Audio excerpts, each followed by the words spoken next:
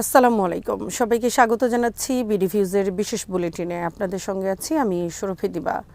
ইরানের president Masoud Pezeshkian বলেছেন, যুক্তরাষ্ট্রের পক্ষ থেকে যুদ্ধবিরতি লঙ্ঘন, নৌ অবরোধ এবং অব্যাহত হুমকি প্রকৃত সংলাপের প্রধান বাধা হিসেবে দাঁড়িয়েছে। বুধবার সামাজিক যোগাযোগ মাধ্যমে এক্সে দেয়া এক পোস্টে তিনি স্পষ্টভাবে জানান যে তেহরান সবসময় সংলাপ ও সমঝোতার পক্ষে ছিল এবং এখনও সেই অবস্থানেই রয়েছে। তবে তিনি অভিযোগ করেন, প্রতিশ্রুতি ভঙ্গ, অর্থনৈতিক ও সামরিক চাপ এবং অবরোধমূলক পদক্ষেপের কারণে বাস্তবসম্মত আলোচনা এগিয়ে নেওয়া সম্ভব হচ্ছে না। তিনি মার্কিন প্রেসিডেন্ট ডোনাল্ড ট্রাম্পকে উদ্দেশ্য করে বলেন, বিশ্বের মানুষ তার বক্তব্য ও কার্যকলাপের মধ্যে স্পষ্ট বৈপরীত্য দেখতে পাচ্ছে এবং এই দ্বিমুখী অবস্থান পরিস্থিতিকে আরও জটিল করে তুলেছে। পেজিশকিয়ানের ভাষায়, কেবল কথার মাধ্যমে শান্তির বার্তা দেওয়া যথেষ্ট নয়, বরং বাস্তব পদক্ষেপের মাধ্যমেই আস্থা পুনর্গঠন সম্ভব। এদিকে ইরানের পার্লামেন্ট স্পিকার মোহাম্মদ বাকের গালিবাফ একই সুরে মন্তব্য করেছেন। তিনি বলেন, একটি পূর্ণাঙ্গ যুদ্ধবিরতির অর্থ তখনই থাকে যখন তা কোনো নৌ অবরোধ বা বৈশ্বিক অর্থনীতিকে জিম্মি করার প্রচেষ্টার মাধ্যমে ক্ষুণ্ণ করা না হয় এবং যখন সব ধরনের আগ্রাসী কর্মকাণ্ড বন্ধ করা হয়। তার মতে, একদিকে যুদ্ধবিরতির ঘোষণা দিয়ে অন্যদিকে চাপ সৃষ্টি করা হলে তা শান্তি প্রতিষ্ঠার বদলে উত্তেজনা আরও বাড়িয়ে তোলে। বিশ্লেষকদের মতে, এই বক্তব্যগুলো বর্তমান ভূরাজনৈতিক সংকটের মধ্যে ইরানের অবস্থানকে পরিষ্কারভাবে তুলে ধরে, যেখানে তারা কূটনৈতিক সমাধানের পক্ষে থাকলেও বাস্তব পরিস্থিতিতে আস্থার সংকট বড় বাধা হয়ে দাঁড়িয়েছে। হোয়াইট হাউস জানিয়েছে, ইরানের জাহাজ জব্দ করাকে ট্রাম্প যুদ্ধবিরতি লঙ্ঘন হিসেবে দেখেন না। ডোনাল্ড ট্রাম্প প্রশাসন জানিয়েছে, হরমুজ প্রণালী এলাকায় ইরানের জাহাজ জব্দ করাকে যুদ্ধবিরতির লঙ্ঘন হিসেবে দেখছেন না মার্কিন প্রেসিডেন্ট। হোয়াইট হাউসের মুখপাত্র ক্যারোলিন লেভিট বুধবার বলেন, যেসব জাহাজ আটক করা হয়েছে সেগুলো যুক্তরাষ্ট্র বা ইসরায়েলের নয়, বরং আন্তর্জাতিক জাহাজ, তাই এটি সরাসরি যুদ্ধবিরতি ভঙ্গের আওতায় পড়ে না। তিনি আরও অভিযোগ করেন, ইরান দ্রুতগতির গানবোট ব্যবহার করে এসব জাহাজ দখল করেছে এবং এটিকে সমুদ্র দস্যুতা হিসেবে উল্লেখ করেন। তার ভাষায়, মধ্যপ্রাচ্যের অন্যতম শক্তিশালী নৌবাহিনী থাকার দাবি করা ইরান এখন কার্যত নিয়ন্ত্রণ হারিয়ে ফেলেছে এবং হরমুজ প্রণালীতে আধিপত্য বজায় রাখতে পারছে না। এদিকে যুক্তরাষ্ট্র যে নৌ অবরোধ আরোপ করেছে তা কার্যকর বলেও দাবি করেন লেভিট।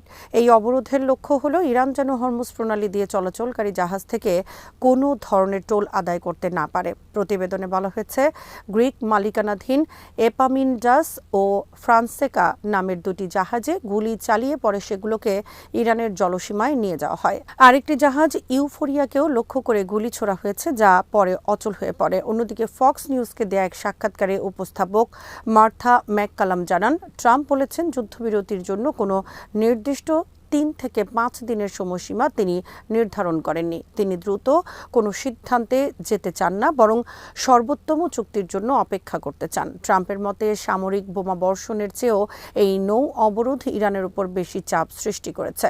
হোয়াইট হাউসও পরে নিশ্চিত করেছে, কোনো নির্দিষ্ট সময়সীমা নির্ধারণ করা হয়নি এবং পরিস্থিতি অনুযায়ী পরবর্তী পদক্ষেপ নির্ধারণ করবেন প্রেসিডেন্ট নিজেই। মার্কিন অবরোধের পর থেকে উপসাগরীয় অঞ্চল থেকে 10 মিলিয়নেরও বেশি ব্যারেল ইরানি তেল চলে গেছে। জ্বালানি প্রবাহ পর্যবেক্ষণকারী বিশ্লেষণ সংস্থা ভোরটেক্সা জানিয়েছে, যুক্তরাষ্ট্রের নৌ অবরোধ আরোপের পরও ইরানের তেলবাহী ট্যাঙ্কার চলাচল থেমে থাকেনি, বরং উপসাগরীয় অঞ্চলে ডজনখানেক জাহাজের যাতায়াত অব্যাহত রয়েছে।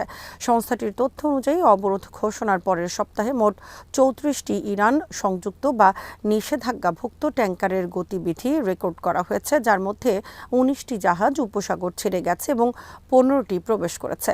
এই সময়ের মধ্যে অন্তত 6টি বহির্গামী ট্যাঙ্কারে প্রায় 10.7 মিলিয়ন ব্যারেল ইরানি অপরিশোধিত তেল বহন করা হচ্ছিল বলে তারা জানিয়েছে।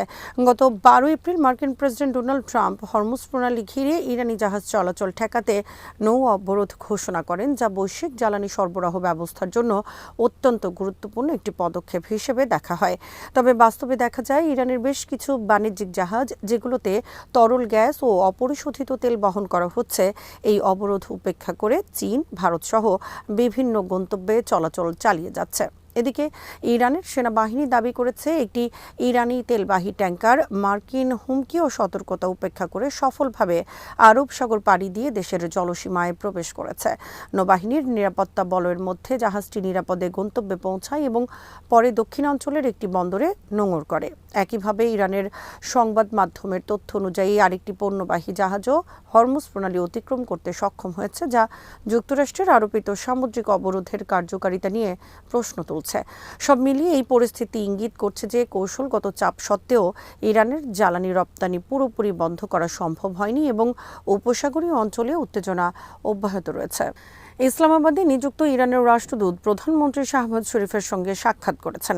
ইসলামাবাদে ইরানের রাষ্ট্রদূত রেজা আমিরি মোঘাদাম পাকিস্তানের প্রধানমন্ত্রী শাহবাজ শরীফের সঙ্গে বৈঠক করেছেন। বৈঠকটি এমন এক সময় অনুষ্ঠিত হয় যখন মার্কিন প্রেসিডেন্ট ডোনাল্ড ট্রাম্প একতরফাভাবে ইরানের সঙ্গে চলমান যুদ্ধবিরতির মেয়াদ অনির্দিষ্টকালের জন্য বাড়ানোর ঘোষণা দেন।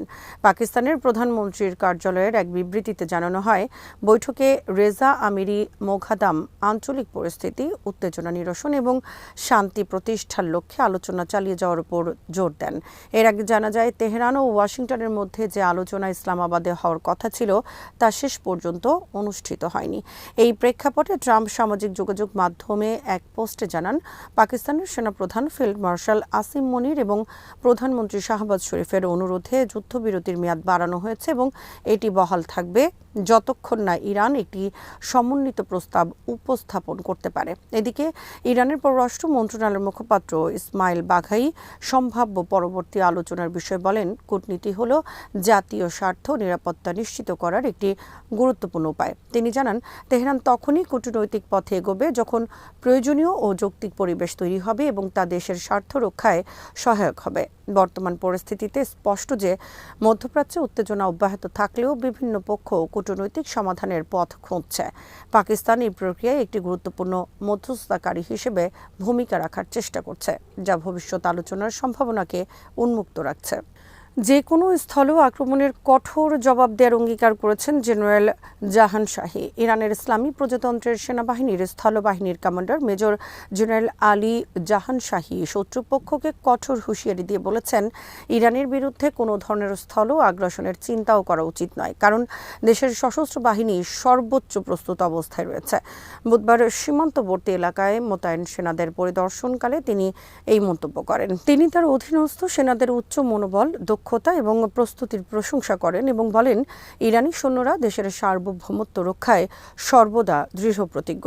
জাহান শাহী জোর দিয়ে বলেন, দেশের জনগণের পূর্ণ সমর্থন ও সেনাদের অটুট মনোবলের কারণে যে কোনো শত্রু হামলার জবাব হবে কঠোর, নির্ধারক এবং অনুতাপজনক। তিনি শত্রুদের উদ্দেশ্যে সতর্ক করে বলেন, ইরানের যোদ্ধাদের সক্ষমতা ও মনোবল সম্পর্কে ভুল হিসাব করলে তার পরিণতি ভয়াবহ হবে। একই সঙ্গে তিনি ইরানি জনগণের প্রতি আশ্বাস দেন যে সশস্ত্র বাহিনীর সক্রিয় উপস্থিতির মাধ্যমে দেশের সীমান্ত নিরাপদ ও শান্ত থাকবে। তিনি জানান, সীমান্তে প্রতিনিয়ত শত্রুর গতিবিধি নজরদারির আওতায় রাখা হচ্ছে এবং সেনাদের সতর্ক দৃষ্টির কারণে কোনো ধরনের হুমকি দ্রুত শনাক্ত করে তার উপযুক্ত জবাব দেওয়া হবে। তার বক্তব্যে স্পষ্টভাবে উঠে আসে যে ইরানের প্রতিরক্ষা ব্যবস্থা অত্যন্ত সুসংগঠিত এবং দেশের নিরাপত্তা নিশ্চিত করতে সেনাবাহিনী সর্বোচ্চ সতর্কতা বজায় রাখছে। সব মিলিয়ে তিনি শত্রুদের উদ্দেশ্যে একটি শক্ত বার্তা দিয়েছেন যে ইরানের ভূখণ্ডে আগ্রাসনের যে কোনো চেষ্টা কঠোরভাবে প্রতিহত করা হবে এবং এর ফল ভোগ করতে হবে আক্রমণকারীদেরকেই। ইরানের হাতে নতুন অস্ত্র, উপসাগরীয় দেশগুলোর ঘটতে পারে ভয়াবহ বিপর্যয়। ইরানের ইসলামী বিপ্লবী গার্ড বাহিনীর ঘনিষ্ঠ একটি সংবাদ মাধ্যম পারস্য উপসাগরের তলদেশে থাকা ইন্টারনেট কেবল ও ক্লাউড অবকাঠামোর একটি মানচিত্র প্রকাশ করেছে। এটিকে অঞ্চলটির ডিজিটাল যোগাযোগ ব্যবস্থার উপর একটি প্রচ্ছন্ন হুমকি হিসেবে দেখা হচ্ছে। গতকাল প্রকাশিত ওই প্রতিবেদনে সংবাদ মাধ্যম তাসনিম হরমুজ প্রণালীকে শুধু জ্বালানি সরবরাহের পথ হিসেবেই নয়, বরং সাবমেরিন কেবলের একটি গুরুত্বপূর্ণ করিডোর হিসেবেও উল্লেখ করেছে। এ পথ দিয়ে সংযুক্ত আরব আমিরাত, কাতার, বাহরাইন, কুয়েত ও সৌদি আরবের মতো দেশগুলোর ইন্টারনেট সংযোগের মূল কেবলগুলো গেছে। প্রতিবেদনে যুক্তি দেওয়া হয়েছে, পারস্য উপসাগরের দক্ষিণের দেশগুলো ইন্টারনেটের জন্য ইরানের তুলনায় অনেক বেশি সমুদ্র পথের উপর নির্ভরশীল। বিশ্লেষকরা বলছেন, বলেছেন, তাসনিমের প্রতিবেদনটি সাধারণ কোনো কারিগরি তথ্য নয়, বরং এটি ওই অঞ্চলের কেবল, ল্যান্ডিং স্টেশন এবং ডেটা সেন্টারগুলোকে চলমান সংঘাতের কৌশলগত চাপের উৎস হিসেবে চিহ্নিত করেছে।